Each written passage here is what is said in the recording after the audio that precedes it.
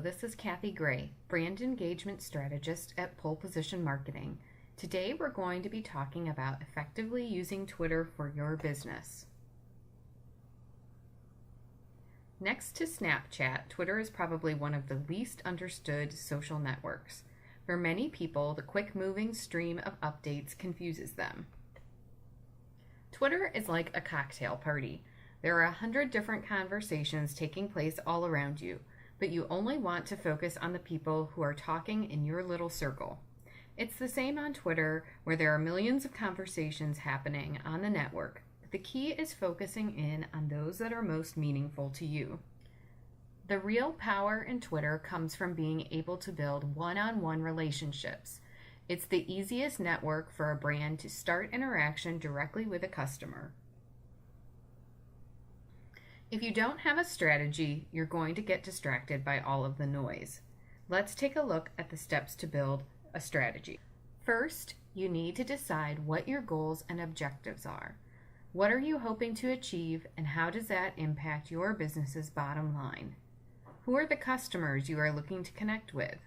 What are their demographics? What words and phrases do they use? What media do they follow? What associations do they belong to? Next, you want to outline exactly how you are going to build a relationship with your customers, and then how you will measure the success. What are your goals and objectives? If you don't know what your goals are, how do you know what to post and where to post it? Are you trying to build brand awareness, get more coverage for your brand on industry websites, resolve customer service issues, or manage your brand's reputation? Do you want to position yourself or your business as a thought leader in your industry? Are you looking to increase traffic to your website or sales and leads? All of these business goals can be supported by social media, but you need to determine which ones are the most important to your business. Start your strategy with 1 or 2 goals. We have our goals and know what we want to achieve. But who are the people we want to achieve those goals with? You need to know who your audience is and understand them. What are their demographics? Where do they work? What's their job title? What are their interests? For B2B, these interests could be associations they belong to or industry publications they read. For B2C, these interests may be hobbies and activities that a larger percent of your audience actively participates in. For a winter clothing company, these might be skiing, snowboarding, snowmobiling, etc. What are their goals and challenges related to your product or service? What words or phrases do they use to talk about their interests or industry? How do they describe themselves? Fans of the TV show Outlander may refer to themselves as an Outlander fan, but the uber fan or the super fan might refer to themselves as a hooligan, an obsessanac, or a lady of Lollybrock. You know your goals and who you are targeting to achieve those goals. How are you going to build the relationship with them? You want to share content that is right, relevant, interesting, timely, and educational or entertaining. It doesn't have to hit all of these, but it should hit at least 2. Here's one of the most famous selfies ever taken. This post hit all 4 points. It was relevant to what was happening that night on social media and in the entertainment world. It was interesting, it was timely, and it was entertaining.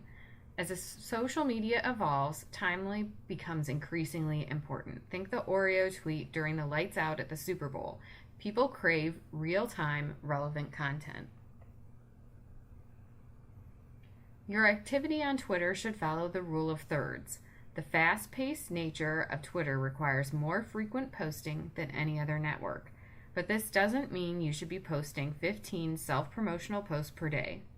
1/3 of your posts should be your own content. This includes blog posts, infographics, photos, videos that are about your products or services. Another 1/3 of your posts should be curated content. This would include industry news, articles, and other content with topics related to your products and services. The final third of your posting should be direct engagement. This could be joining Twitter chats relevant to your industry, product, or service. directly responding to users who tweet about you or to people who are talking about the problem your product or service solves. You also need to determine your brand's voice. Are you going to be quirky and snarky like Taco Bell or Old Spice? Depending on your brand, that type of voice may not fit. Just because you're on social media doesn't mean you need to be cool and hip if it doesn't fit your brand. Maybe your voice is more educational, like NASA. They aren't always tweeting about their missions. They often share educational content that relates to their missions and what they do as an organization. Finally, how are you going to determine if your efforts are successful? There are a plethora of metrics you can look at, but you really need to focus in on only a handful that are most important to your business. To determine which ones are most important, go back to your goals. If your primary goal is website traffic, will brand mentions show you how many referral visits you are getting from social media? No. You need to track your referral traffic in Google Analytics. However, if your goal is brand awareness, brand mentions will be a very important metric to track. How are we going to track the metrics? For Twitter-based metrics, Twitter offers analytics, and you can also obtain metrics through scheduling tools like Hootsuite, Buffer, and Sprout Social. My favorite tool for tracking metrics is True Social Metrics. Not only does it allow me to track my own Twitter metrics, but also those of my competitive set. It also allows you to look at relative metrics. If my competitor has 100,000 followers and receives an average of 100 retweets per post, and I have 50,000 followers and receive on average 80 retweets per post, whose posts are resonating better with their followers? Mine are. If we look at the number of retweets relative to the number of followers, a higher percentage of my followers are engaged than those of my competitors. Relative metrics gives us a way to compare apples to apples when follower counts are different between accounts. High follower counts are meaningless if those followers aren't engaging with your brand. For website-related metrics, you can use Google Analytics, possibly your e-commerce software, and if you're brick and mortar and offer a coupon valid online or in store, you're going to want to track redemptions in both places. Our strategy is set. It's time to start joining the conversation. One thing I recommend with any business looking at any new social media platform is to start with your own account before you jump in and create a business account. Get your feet wet with the personal account. Learn how to use all of the features of the network, participate in chats, engage with other users, and get a feel for the platform as a regular user before using it as a business. This will help you understand what users are looking for. Learn the lingo. What the heck does RT mean? Did you know that if you start a tweet with someone else's Twitter handle, only that person and users who follow both of your accounts will see those tweets? If that's not your intent, put a period before the handle so that it can be seen in all of your followers' feeds. If you see an acronym or something else you're not sure of, Google it. Again, it's better to learn this in advance on a personal account before you mess up and reply to a consumer with a message that really should have been a private DM. When creating your business account, use your business name as your username when possible. If your business name is longer than 15 characters, you're going to have to abbreviate. That's what we had to do. We took Pole Position Marketing to Pole Position MKG. Don't abbreviate so much that your Twitter handle becomes hard for users to remember or easy to misspell. Also, avoid the use of hyphens and special characters. Your bio is limited to 160 characters, so you need to be succinct about what your company does and work in a benefit or competitive advantage. Your profile photo should be a square version of your logo. You want an image that is quick and easy to associate with your brand at a tiny size in someone's feed. Keep your header unique, simple, and clean. Online tools like PicMonkey and Canva can help you easily design this. Now we need to find our audience and start engaging with them. Once you start following people on Twitter, your feed can become overwhelming and it's easy to miss important conversations you need to be taking part of. This is where Twitter's underutilized but very powerful feature lists comes into play. Lists can be set as public or private. You can also add users to lists that you don't follow. What kind of lists might you want to create as a business? Maybe it's current customers, sales reps, or distributors of your product. It could be sales leads, thought leaders, or bloggers in your industry. Maybe it's employees, influencers from certain other industries related to yours. I often create lists for our clients of publications in their industry or editors of publications in their industry. You may also want a list for industry association tweets. Keep an eye on your competition by adding them to a private list. You don't have to publicly follow them, and as long as your list is private, they won't know it even exists. When you start following people, you want to be judicious. A popular tactic to grow your own followers is by following people. While this can help increase your followers, you want to have a plan and not be spammy about it. Follow other users slowly over time. Start with those accounts you know you should be following, like industry associations or valued customers, and expand from there. This is a big question. Should you follow back? Do you follow everyone who follows you? Just because someone follows you doesn't mean you have to follow them back. Only follow someone back if you are truly interested in starting a conversation with them. You can find your audience using Twitter's advanced search feature. You may not know who the bloggers in your industry are or who on Twitter is already talking about your product or service. Use the profile we created earlier for your ideal customer to search for those customers on Twitter. There are paid and free options available with FollowerWonk, but you can use the free version to do some searching. Again, use the profile we've created to search for your audience. In this example, I'm searching for small group leaders in Ohio, and it finds 3 results.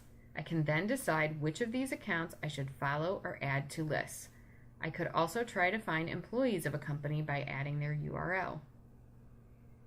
Another way to find your audience is by looking at your competitors' followers or leaders in your industry.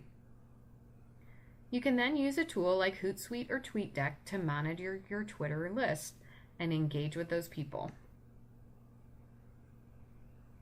You can also use Hootsuite or TweetDeck to monitor keyword searches. Before coming to Pole Position Marketing, I worked for the Convention and Visitors Bureau for the Canton, Ohio area. Canton is home of the Pro Football Hall of Fame and one of the largest tourist attractions in the area. A lot of people talk about their visits to the Pro Football Hall of Fame while on Twitter, and one of our goals was to get those visitors to not just come to the hall and leave, but come to the hall and then go eat in our restaurants, stay in our hotels, and visit other attractions in the area. But when people talk about their visits on Twitter, they don't type out Pro Football Hall of Fame. They'll refer to it as Hall of Fame or HOF.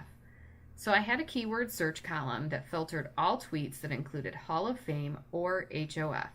Now, there would occasionally be some posts for the Baseball Hall of Fame or the Basketball Hall of Fame. You have to strike a balance between not being too specific, but also getting too many irrelevant tweets showing up in your feed. In addition to finding your audience and starting one-on-one conversations with them, you'll also want to retweet those audience members most important to you. It makes them feel like you are truly interested in them. You also want to retweet brand mentions like this one from Sharpie and content shared by others that is relevant to your followers. Participating in Twitter chats is another great way to engage your audience. You can find Twitter chats through websites like TweetChat, but more often, once you start following other people in your industry or niche, you'll happen upon them. There is usually a moderator for the chat who will ask the questions, and then anyone is free to respond with their answers, and you can interact with the other users and their comments. TweetChat is also a very useful tool for participating in Twitter chats. It allows you to enter the hashtag for your chat and then gives you a custom feed of the activity for that hashtag.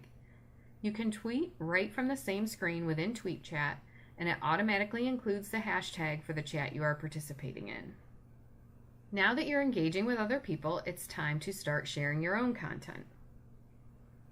Don't forget the rule of thirds. It's not all about you and your business. And don't forget to share great content that is relevant, interesting, timely, and educational or entertaining. Use hashtags sparingly. You don't need a hashtag in every tweet, and you don't want to use more than one or two in a given tweet. There's also branded hashtags, and that's a good option for brands like Starbucks uses the hashtag PSL, and that's for their pumpkin spice latte. They do this every fall. We know it's the same hashtag every year, and users and customers of theirs are familiar with this, and they add it to their images. Find great content to share. A third of your content should come from content curation. Where are you going to find relevant content to share? You can use your lists of media in your industry or influencers to find great content. Look at relevant hashtags or keywords. Follow blogs that are relevant to your audience and industry.